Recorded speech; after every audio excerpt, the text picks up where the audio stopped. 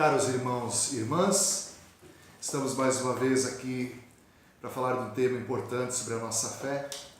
Gostaria de compartilhar com vocês o que é que somente a Igreja Católica tem. Muitas são as denominações cristãs, mas o que é que somente a Igreja Católica tem que é importante para nós? Primeira coisa, tem o próprio Cristo como seu fundador. A Igreja Católica reconhece, fica muito claro também a passagem de Mateus 16, onde está explícito que Jesus fundou a sua igreja. Esse verbo sua significa que ele só tem uma igreja. Então, uma das coisas que a Igreja Católica tem, que para mim é o principal, é que tem como seu fundador o próprio Cristo, que fundou a sua igreja sobre Pedro. Somente a Igreja Católica tem os sacramentos. O que são os sacramentos? São sinais sensíveis de uma realidade invisível. Os sacramentos Cristo deixou para a sua igreja justamente para a santificação da igreja, para que nós pudéssemos obter a salvação eterna. E dos sacramentos, dos 7 que Jesus deixou, os mais importantes são a Eucaristia e também a confissão. Com esses 2 sacramentos nós podemos ter uma limpeza interior, uma conversão total, podemos nos dirigir à misericórdia de Jesus na confissão, chegarmos sujo, como aquele filho mais novo da parábola do filho pródigo, que chegou sujo na presença do Pai e saiu limpo, purificado, justificado. Então é isso que o sacramento da confissão faz em nós. E, sobretudo, o mais importante dos sacramentos é a Eucaristia. Somente a Igreja Católica também tem uma mãe. Não que Maria não queira ser mãe de todos os cristãos, muito pelo contrário. O desejo dela é ser mãe de todos os cristãos, de todos os que seguem, todos os que amam seu filho. Mas a realidade nos mostra que nem todos querem essa mãe. Nós católicos sempre reconhecemos essa mãe maravilhosa, essa intercessora, medianeira de todas as graças. Não mediadora. Mediador somente Jesus é entre nós e o Pai. Nossa Senhora é medianeira de todas as graças. Então ela tem esse poder, como nós vimos lá nas bodas de Caná, de interceder pelos seus filhos. Sempre cremos nisso. E todos os santos da Igreja Católica tiveram Maria como mãe, porque ninguém conhece melhor Jesus Cristo do que a própria mãe. E a única coisa que ela quer como mãe é nos levar a seu filho. A Igreja Católica também tem a sucessão apostólica. O que é a sucessão apostólica? Desde os primórdios, quando Jesus Cristo escolheu Pedro para ser o chefe da igreja, deixou isso muito claro. Primeiramente, quando mudou seu nome, lá no primeiro capítulo de João, mudou o nome Simão para Pedro, que significa a rocha.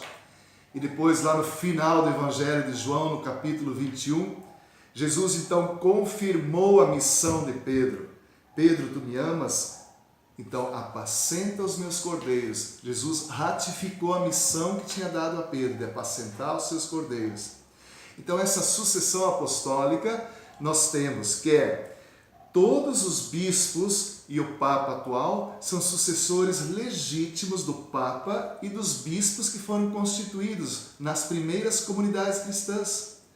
Pedro foi o primeiro Papa, seu sucessor foi Lino, depois Cleto, depois Clemente e assim por diante. Ou seja, ninguém pode dizer que nós não temos uma cabeça visível como representante. Jesus sempre quis deixar uma cabeça, uma pessoa visível como seu representante legítimo na terra. E todos os sacerdotes, os bispos de hoje, são os sucessores legítimos dos apóstolos. Porque quando os apóstolos fundavam comunidades, eles tinham que também colocar bispos para cuidar dessa comunidade, para dirigir essa comunidade, para guardar o depósito da fé. Então, os legítimos sucessores desses bispos são os bispos de hoje. Para vocês terem uma ideia, nenhum bispo da Igreja Católica se autoproclamou bispo. Nenhum deles. Ele foi ordenado por outros 2 bispos. E daí, se voltarmos no tempo, esses 2 bispos foram também ordenados por outros 2 bispos. Voltando no tempo, nós vamos chegar lá na época dos apóstolos. Então, eu não posso fundar uma igreja e me autoproclamar bispo, porque eles não estão na sucessão apostólica. Uma pessoa que não está na Igreja Católica está fora da comunhão universal de Cristo, está fora do corpo místico da Igreja. Eu preciso ser ordenado por outro bispo para ser bispo. Uma coisa importante também que nós temos e que até muitos católicos não conhecem, até muitos de nós desconhecemos essa realidade, são os santos incorruptos. A Igreja canonizou já mais de 20 mil santos, que são pessoas de carne e osso, foram pessoas como nós, mas que seguiram a radicalidade do Evangelho. Ou seja, radicalidade significa a raiz do Evangelho, aquilo que foi ensinado por Cristo aos apóstolos. Essas pessoas seguiram fielmente. E muitos desses santos foram descobertos depois, mais tarde, né, que foram desenterrados, às vezes 200 anos depois, 300 anos depois, santos que não tiveram a sua carne corrompida pelo tempo, pela natureza. Ou seja, nós temos exemplos como o Padre Pio de Pietrelcina, que depois de 40 anos foi desenterrado, né? E o seu corpo foi descoberto completamente incorrupto, ou seja, a sua carne não se corrompeu pelo tempo. E são muitos exemplos. Santa Bernadette, por exemplo, cuja aparência parece uma pessoa que está dormindo, ela está em Nevers, na França, e assim muitos outros santos. Ou seja, Deus preservou muitos santos para ser um sinal para nós, para aumentar a nossa fé, para mostrar que realmente eles foram santos e Deus preservou eles da corrupção da carne. Outra coisa importante, a igreja tem em si a promessa da indestrutibilidade. O que é isso? Jesus garantiu, lá em Mateus 16, 19, que jamais o inferno prevalecerá contra a igreja. E o inferno tentou destruir a igreja já desde que ela foi fundada. Desde a fundação da igreja, lá em Pentecostes, que as primeiras comunidades começaram a se formar, ali começou a se formar a igreja cristã. Então, o demônio sempre tentou destruir a igreja, de todas as formas. Primeiro através do Império Romano, depois através das heresias que foram inculcadas dentro da própria igreja, e muitas outras formas, o nazismo, o comunismo, o ateísmo, o relativismo religioso, o subjetivismo. Só que Jesus garantiu a indestrutibilidade da igreja. Nenhuma força espiritual ou uma força humana poderá destruir a igreja de Cristo. Por quê? Porque ela é divina ao mesmo tempo que ela é humana. Se a igreja católica fosse somente humana, ela já teria sido destruída já no primeiro século. Por que ela nunca foi destruída? Porque ela é divina, porque ela é a igreja de Cristo. E Jesus prometeu que jamais alguém iria destruí-la. A igreja também tem a assistência infalível do Espírito Santo. Porque quando Jesus, pouco antes de ele ascender ao céu, antes da sua paixão, melhor dizendo, ele prometeu que ele iria para junto do Pai, mas que enviaria o Espírito Santo para vos iluminar, para vos ensinar todas as coisas e vos recordar tudo aquilo que eu tinha dito. Ou seja, a promessa de Jesus foi cumprida, porque o Espírito Santo continua recordando, continua ensinando a sua igreja. Então nós temos a assistência infalível do Espírito Santo. Por isso que nenhum dogma da Igreja Católica foi refutada por um outro Papa. A Igreja Católica já teve 21 concílios ecumênicos, né? Que é o encontro universal do Papa com os bispos do mundo todo, e quando um dogma é definido, jamais um outro Papa refutou esse dogma, porque é o Espírito Santo que ensina, algo que os cristãos já conheciam. O Espírito Santo diz para o Papa, nos concílios e para os bispos, sim, é isso é verdade. Então toda a assistência do Espírito Santo é importante para a igreja, para nos conduzir para o caminho certo. Porque se não fosse a assistência do Espírito Santo, qual era o caminho que nós iríamos seguir para a salvação? O que nós acreditaríamos? É o Espírito Santo que nos ensina. Todas as igrejas cristãs, que são milhares, falam, pregam, que são assistidas pelo Espírito Santo. Só que o Espírito Santo não pode dizer uma verdade para uma denominação e ensinar coisa contrária para outra denominação. Elas todas falam que são seguidas, são guiadas pelo Espírito Santo, mas elas não se coadunam entre si, as igrejas cristãs. Somente a Igreja Católica tem esse Espírito Santo porque a sua doutrina jamais mudou. E nesses 2000 anos de igreja, nada daquilo que foi ensinado em termos de doutrina, de fé, de moral, de ensinamento importante para nós, para a nossa justificação, foi mudada, foi refutada. Enfim, esse Espírito Santo Jesus prometeu para a sua igreja, não para milhares de igrejas, porque não pode ter milhares de Espírito Santo, uma ensinando uma coisa numa igreja, o outro Espírito Santo ensinando coisa para outra igreja e assim por diante. Porque o que mais Deus preza é a unidade da fé, é a unidade da igreja. Por isso, o Espírito Santo é infalível, porque Ele quer, Ele deseja que todos os cristãos voltem para casa e novamente formem uma unidade. Esse é o sonho de Deus, que os cristãos vivam numa unidade. Porque essa é a família de Deus. Deus não quer ver seus filhos dispersados, cada um dizendo que tem o Espírito Santo, mas um ensinando coisas diferentes da outra. A Igreja Católica também tem uma liturgia definida. A liturgia da Igreja Católica é uma das coisas mais lindas que existe. Você vai numa missa, você vê, parece o próprio céu, parece que se sente numa antecâmara do céu. Muitas pessoas protestantes, muitos se converteram através da liturgia da missa. É uma riqueza muito grande, é um simbolismo muito grande.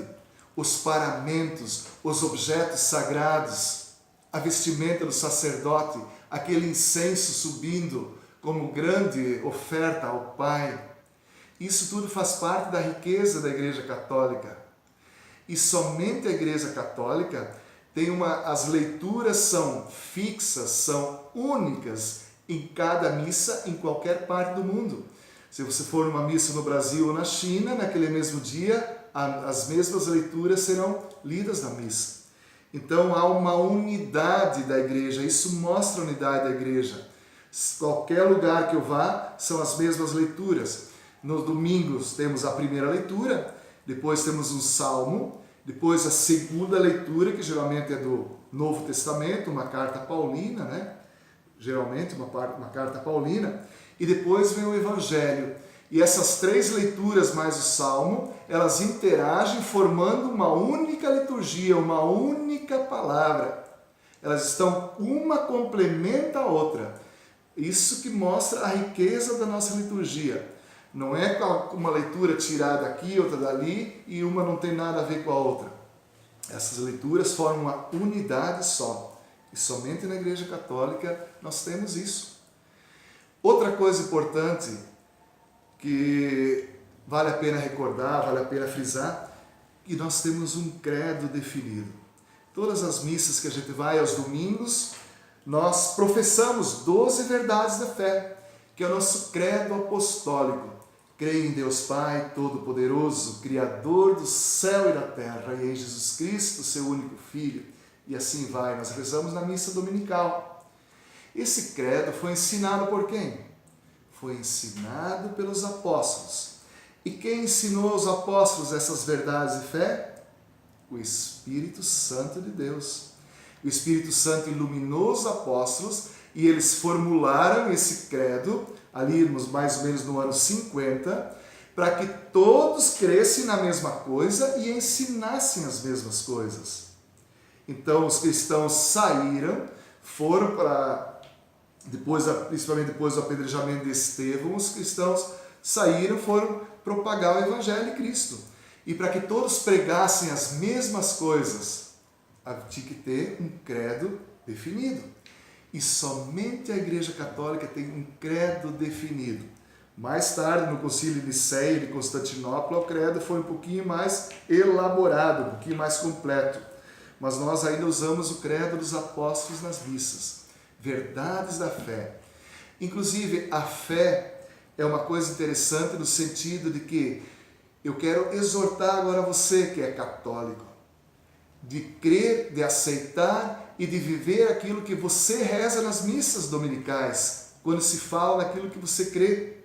Porque a fé é uma atitude de adesão. Eu creio naquilo que eu estou falando, eu creio na Santa Igreja Católica, eu creio na comunhão dos santos, na remissão dos pecados. Eu não preciso ver, eu não preciso provas nenhuma de que isso existe, de que isso acontece. Eu creio porque eu me disponho a crer. Você católico, eu quero convidá-lo. Creia, se disponha a crer, você não vai ter nada a perder, porque a fé é isso.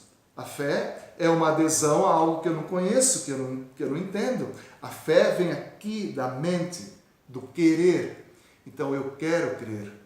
Essa é a riqueza da Igreja Católica, que somente nós temos o próprio Cristo como fundador, somente nós temos os sacramentos. Como é que eu vou ir para o céu sem os sacramentos?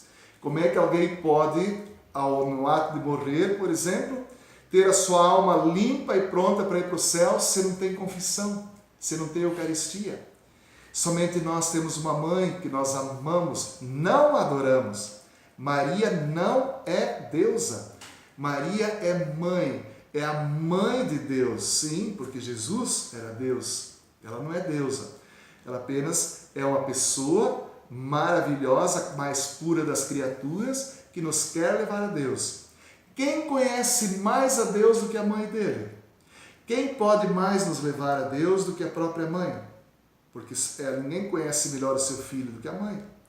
Nós temos os santos incorruptos, muitos desses santos, então, que foram até depois desenterrados, para trasladar os seus restos mortais para outro lugar, e por surpresa de todos estavam incorruptos, ou seja, com excelente estado de conservação, de um estado sobrenatural, que não tem como a natureza explicar. E a promessa de indestrutibilidade da igreja, que Jesus garantiu que a igreja não será destruída por ninguém. E também a assistência do Espírito Santo, temos a liturgia definida e um credo definido. Que assim seja, amados irmãos e irmãs, fiquem todos na paz.